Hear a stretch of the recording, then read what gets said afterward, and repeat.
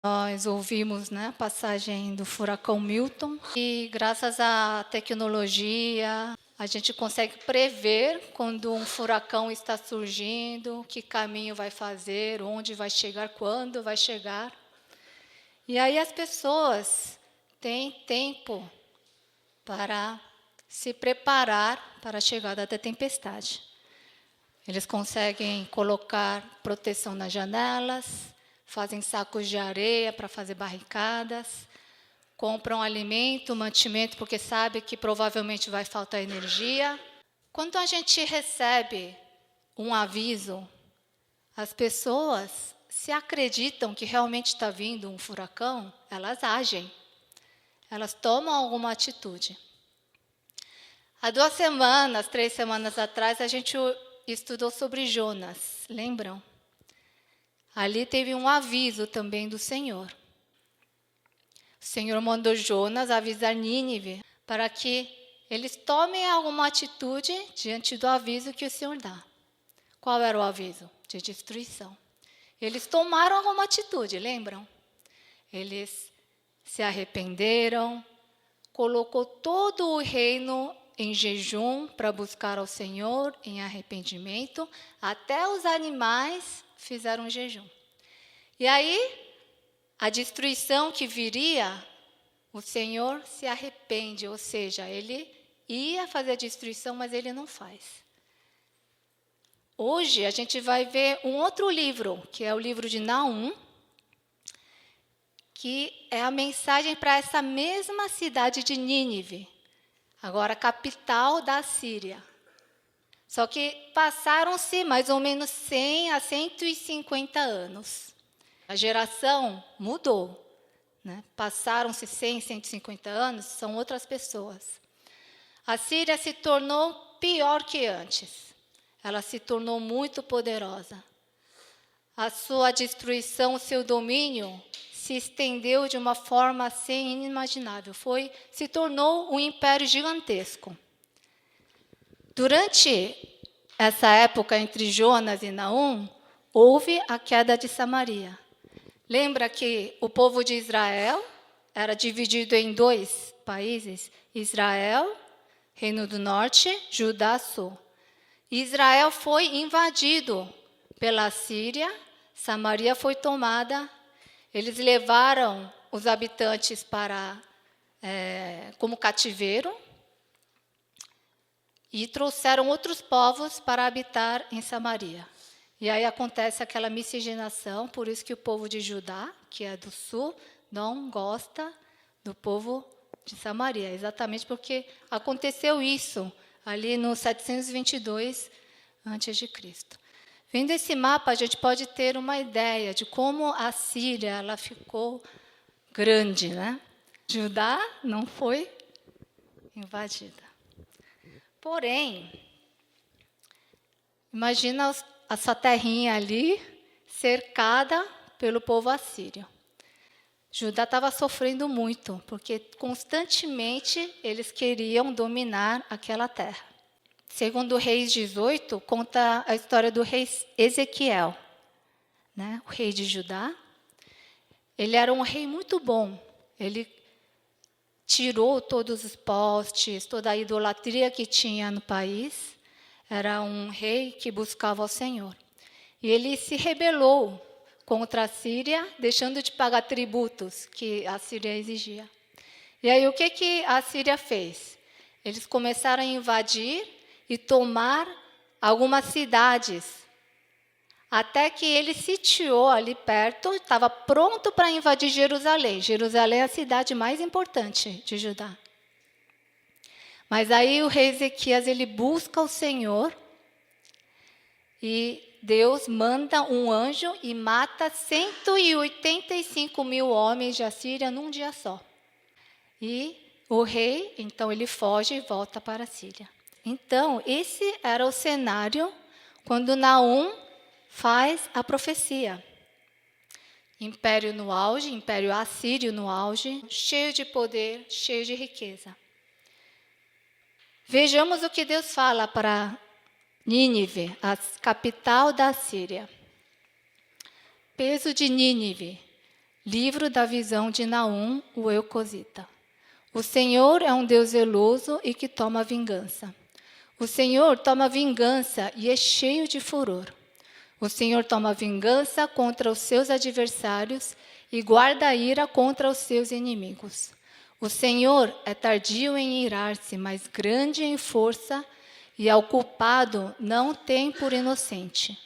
O Senhor tem o seu caminho na tormenta e na tempestade, e as nuvens são o pó dos seus pés. Que palavras fortes. Por isso que começa peso de Nínive. Quando usa essa palavra peso de Nínive, geralmente é quando a profecia é cheia de julgamento, é pesada, é difícil de ler, é difícil de ouvir. Né? Então, esse livro de Naum é tudo julgamento do começo ao fim. Não tem mensagem em esperança para Nínive nem para a Síria. Ali fala, o Senhor é tardio para se irar, mas quando chega num patamar, Deus derrama a sua ira com toda a certeza. E aí Deus fala a sua acusação assim, no capítulo 3. Ai da cidade sanguinária, repleta de fraudes e cheia de roubos, sempre fazendo as suas vítimas. Ah, o estalo dos chicotes, o barulho das rodas, o galope dos cavalos e o sacudir dos carros de guerra. Cavaleiros atacando, espadas reluzentes e lanças cintilantes, muitos mortos, montanhas de cadáveres, corpos sem conta, gente tropeçando em cima deles. Tudo por causa do desejo desenfreado de uma prostituta sedutora, mestre de feitiçarias, que escravizou nações com a sua prostituição e povos com a sua feitiçaria. O que Deus está falando aqui? Está falando da crueldade. A gente falou, semanas atrás, sobre Jonas, como a cidade de Nínive era cruel com seus adversários. Lembram daquela lista que eu falei? Eu não gosto nem de lembrar, que me dá arrepio. Mas ele era um país violento. E Deus não suporta a violência. E fala também que é cheio de fraude e roubos. O que eles faziam quando conquistavam as terras? Pegavam toda a riqueza, traziam para a capital Nínive, roubavam, saqueavam. E mais ali no verso 4, Deus está comparando Nínive com prostituta.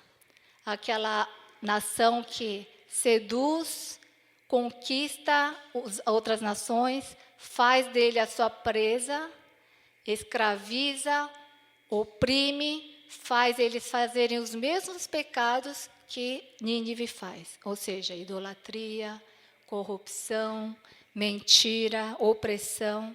Nínive representa a maldade, representa o pecado humano. Ele vai falar sobre as cenas de como vai ser a destruição. E com uma inundação transbordante, acabará de uma vez com o seu lugar. As portas do rio se abrirão e o palácio se derreterá. Está falando de água, destruição que vem com água. No segundo ponto fala, queimarei na fumaça os teus carros, o fogo ali te consumirá. Destruição com fogo. Espada devorará, a espada te exterminará. Vai ter luta, batalha. Serão exterminados. Vazia e esgotada e devastada ficará. Ou seja, extermínio total. E ela se cumpriu? Cumpriu.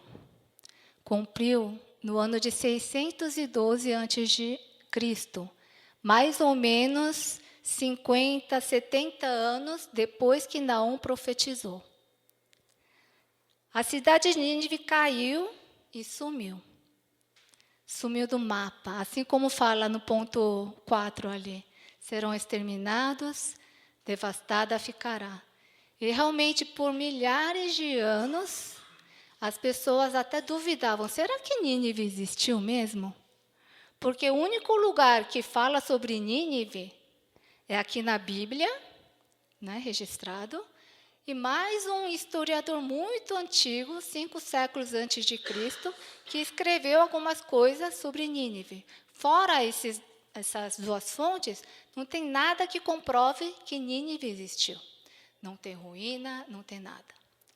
Mas, em 1849, um arqueólogo britânico chamado Sir Austen Henry Layard, eu acho que é assim que fala, sem querer achou as ruínas de Nínive lá no Iraque. Encontrou lá as ruínas e fizeram as escavações. E descobriram muita coisa nessa escavação, 1849. Essas escavações são muito importantes para nós cristãos, porque lá achou-se coisas que comprovam que o que a Bíblia fala é verdade. Lá eles encontraram escritos que o rei deixou sobre o ataque que eles fizeram na época do rei Ezequias. Lembra que eu contei? Lá está escrito que rei Ezequias pagou tributo, que eles foram lá, atacaram a cidade de Judá. Está lá tudo registrado. Só não registraram que 185.000 soldados foram mortos, porque aí, suja a imagem deles.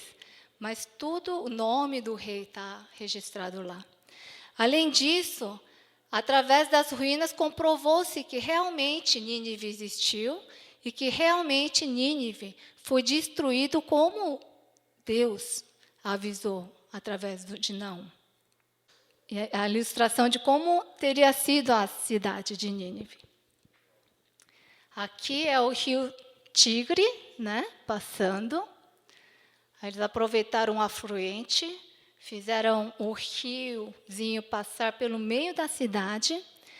Eles eram bons na arquitetura já naquela época. Eles fizeram muro em toda a volta. E falam que esse muro tinha 30 metros de altura, ou seja, mais ou menos 10 andares de um prédio, Eles fizeram muito forte, muito espesso, que era capaz de 3 carruagens circularem ali, um ao lado do outro. Então, era uma torre, assim, uma muralha invencível. Além dessa muralha, eles fizeram mais uma proteção. Eles cavaram fosso e tinha água em toda a volta ali para proteger. Nenhum inimigo vai conseguir entrar nessa cidade. A cidade ela era luxuosa, porque trouxeram todas as coisas boas de outros países.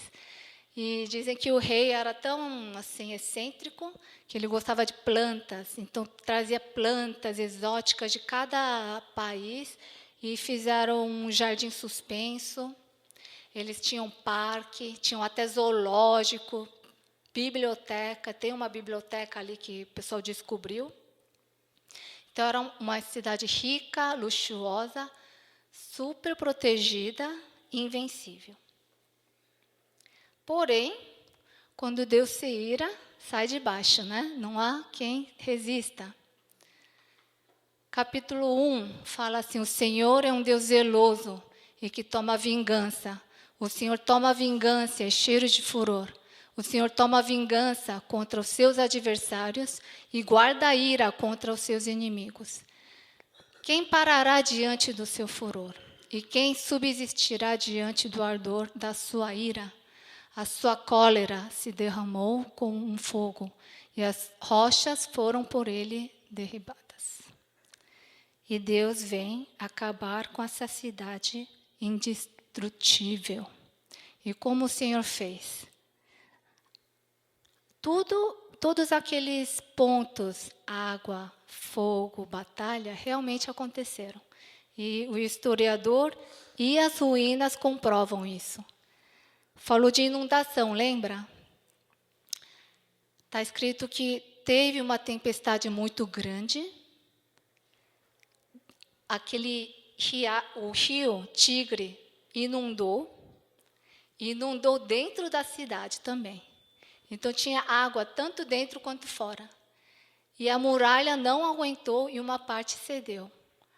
A muralha que dava para o lado do rio Tigre, ela cedeu e deu entrada para os inimigos.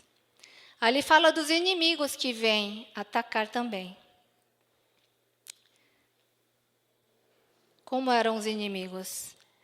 Naum 2, 3 descreve os inimigos assim. Os escudos dos seus valentes estarão vermelhos, os homens valorosos escarlates. Os carros, como fogo de tochas no dia da sua preparação, e as lanças se sacudirão terrivelmente. Falam que esses soldados, falam que é vermelho, escarlate. E realmente, quem é que vem atacar, quem é que veio derrubar a Síria, a cidade de Nínive? Foram os babilônios e os medos junto.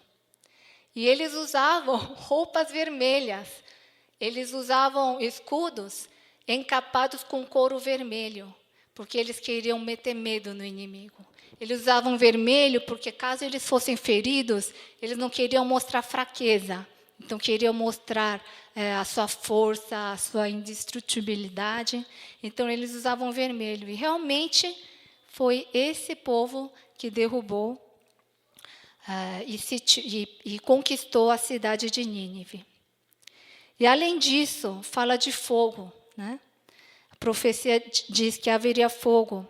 E, segundo esse historiador antigo, né, do século V, ele registra assim, que quando o rei viu que inundou tanto dentro por fora, ele lembrou de um oráculo e falava que a cidade cairia quando o rio se tornasse um inimigo para a cidade. E ele percebeu, nossa, é o fim. E o que ele fez? Ele se trancou na cidadela real, ele pegou os tesouros, trancou e tacou fogo. Tudo isso se concretizou e a história e as ruínas comprovaram. Depois de 50 ou 70 anos, depois que Naum escreveu essa profecia de destruição. Deus é dono da história, Deus julga com justiça, a ira de Deus é destruidor e assustador. É isso que Naum mostra, não é? Mas curiosidade, sabe o livro, o nome Naum? Sabe o que significa esse nome? Adivinha? É consolador. Não tem nada a ver com o livro, né? O livro é só pá, pá, pá, e não é o consolador. Não tem, não combina com o livro, parece controverso, mas vamos pensar bem. Essa profecia para Nínive era de destruição, era de acusação, era muito pesada, cheio de fúria do Senhor. Mas para Judá, que sofria com esse povo, como ele deve ter sentido com essa promessa do Senhor? Poxa, o Senhor está vendo o nosso sofrimento. O Senhor está vendo o quanto a gente está sendo oprimido. Então, para Judá, é um grande consolo do Senhor. É libertação. Alguns versículos em Naum, que são dirigidos a Judá, fala assim: o Senhor é bom, uma fortaleza no dia da angústia e conhece os que confiam nele. Você confia no Senhor? O Senhor conhece você. O Senhor vai cuidar de você. Mas agora quebrarei o jugo de cima de ti e romperei os teus laços. Eis sobre os montes os pés do que traz boas novas, do que anuncia paz. Celebra as tuas festas, ó Judá, cumpre os teus votos, porque o ímpio não tornará mais a passar por ti. Vai chegar uma hora que o Senhor vem e faz justiça. Parece que demora, parece que o Senhor está dormindo, mas não. O Senhor está guardando a sua ira e no momento certo Ele derrama e faz a justiça. Essa profecia de Naum, então, é um grande consolo para Judá e para nós, né, que somos seus filhos. O Senhor é quem vai vingar, não é a gente. Você sofreu com alguma injustiça aqui nessa terra? Algum amigo seu te prejudicou? Algum grupo te tratou mal? Algum sistema governamental tem te oprimido? Não é a gente que vai fazer justiça, mas o Senhor é quem vai fazer e Ele vai julgar. Para terminar, vamos ler esse versículo junto? Apocalipse 11, 18. Vamos ler junto? E iraram-se as nações, e veio a tua ira, e o tempo dos mortos para que sejam julgados, e o tempo de dares o galardão aos profetas, teus servos, e aos santos, e aos que temem o teu nome, a pequenos e a grandes, e o tempo de destruíres o que destroem a terra. Deus está dando um aviso. Assim como a gente teve aviso do furacão e teve tempo de agir, Deus já deu esse aviso. Ele vai vir com a tua ira. Para alguns, Ele vai dar galardão. Mas para outros, o que aguarda é destruição. Você está como a Síria ou como Judá? Você é aquele que confia no Senhor e sabe que Deus vai fazer justiça? Ou você é a Síria que ainda está vivendo rebelado contra o Senhor? Vive independente de Deus? Vive uma vida onde quem reina, quem domina é você mesmo? Se você ainda tem dúvida se você é salvo, se você tem dúvida se você é povo de Deus, se é filho de Deus, se você ouve essa mensagem, espero que você tome a decisão de entregar a sua vida a Ele. A gente decora versículos, né, no discipulado. João 1, 12 e 13. Alguém lembra? Contudo, aos que o receberam, aos que creram em seu nome, deu-lhes o direito de se tornarem filhos de Deus, os quais não nasceram por descendência natural, nem pela vontade da carne, nem pela vontade de algum homem, mas nasceram de Deus. Como é que a gente se torna filho de Deus? Recebendo e crendo. Então, receba Jesus com fé para se tornar filho de Deus. Esse mundo é injusto, esse mundo é opressor. Parece que os ímpios sempre se dão bem, né? Parece que quem é corrupto, quem é espertinho, quem mente, parece que ganha mais coisas, tem mais vantagem. A gente vive num mundo assim. Mas lembre-se que Deus não está dormindo. Ele vai vir com justiça e vai se vingar. Cedo ou tarde, Ele vem julgar. E nós, que possamos encontrar o consolo no Senhor, sem se alarmar, sem tentar fazer justiça com nossas próprias mãos, mas tendo a esperança no Senhor.